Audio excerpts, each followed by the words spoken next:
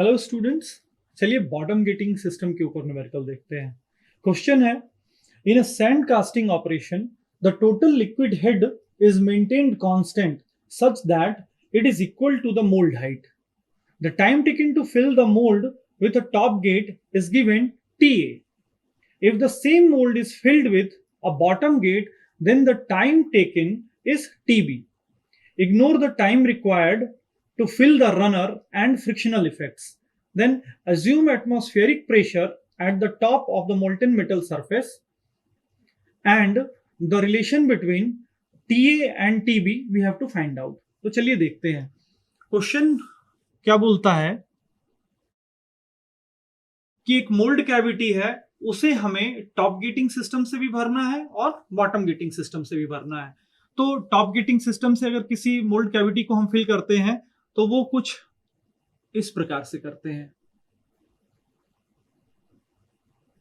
ये pouring cup हो गया, ये स्प्रू हो गया और ये हमारा मोल्ड कैविटी हो गया। इसमें मैंने रनर शो नहीं किया है, नॉर्मली दिखा दिया कि ये स्प्रू का एंट्री है और ये स्प्रू का एग्जिट है। इसी को हम लोग गेट मान लेते हैं। तो ये time taken to fill the mould cavity एक टॉप गेटिंग के द्वारा इस मोल्ड को फिल किया गया। इसी में बोलता है कि सेम मोल्ड को बॉटम गेटिंग से भी फिल किया गया है।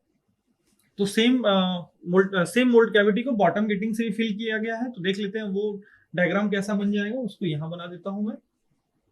ये हमारा स्प्रू हो गया,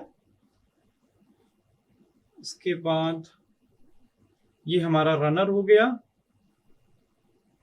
और रनर के बाद ये हमारा मोल्ड कैविटी हो गया।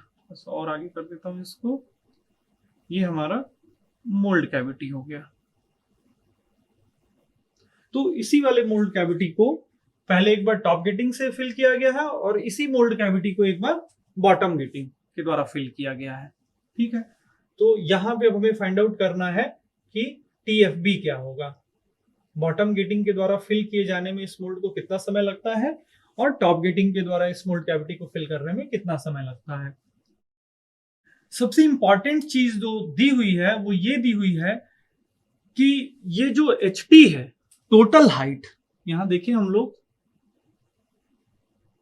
ये जो टोटल हाइट है क्वेश्चन में ये दिया हुआ है कि ये जो HT है उसको हम लोग मोल्ड के हाइट के बराबर मान करके चल रहे हैं।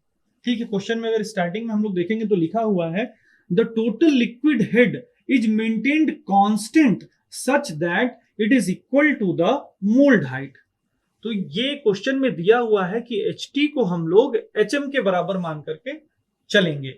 हालांकि फिगर में ये दिखाई नहीं दे रहा है कि ये HT के बराबर है। उसके लिए मुझे मोल्ड कैविटी को काफी बड़ा करना पड़ेगा, इतना ऐसा करना पड़ेगा मुझे मोल्ड कैविटी को, तब ये एक्चुअल में हमको समझ में आएगा कि हाँ भाई उतना बड़ा है ये भी, राइट, उतनी हाइट है इस मोल्ड कैविटी की भी।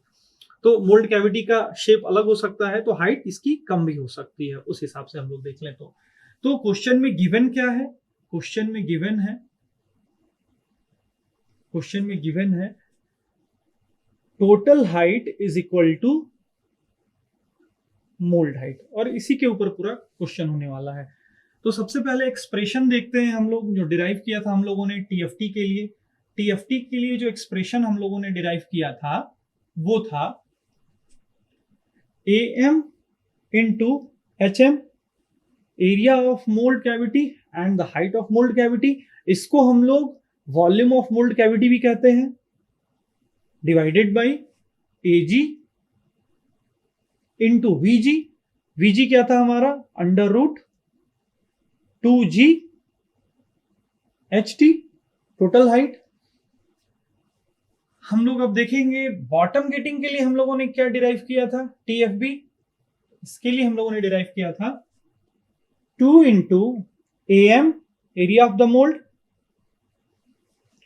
डिवाइडेड बाई AG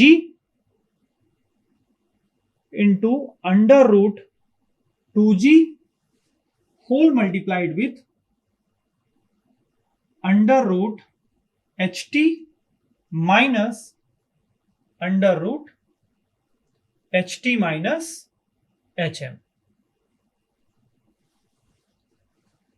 अब हमारे पास कंडीशन गिवन है, ये कंडीशन गिवन है, HT is equal to HM।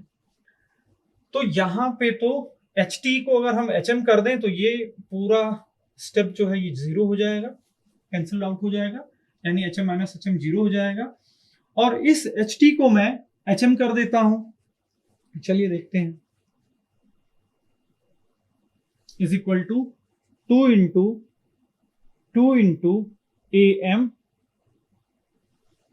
HT केवल बचा, तो इस HT को या तो मैं रैशनलाइज कर देता हूं तो ये रूट हट जाएगा ऊपर से। तो चलिए देख लेते हैं, अगर यहाँ पे रूट HT को अगर मैं रैशनलाइज करता हूं into root HT divided by root HT, rationalise करने पे क्या आ जाएगा, ये ऊपर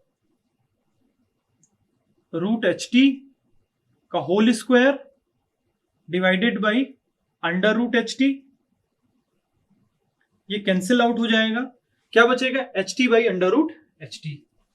तो ये 2AM इंटू, और हम लोग जानते हैं कि HT हमारा HM के बराबर है, ठीक है। तो ऊपर हम लोगों ने HT की जगह पे क्या लिख दिया, HM लिख दिया, ये HT बचा था उसकी जगह पे HM लिख दिया, डिवाइडेड बाई AG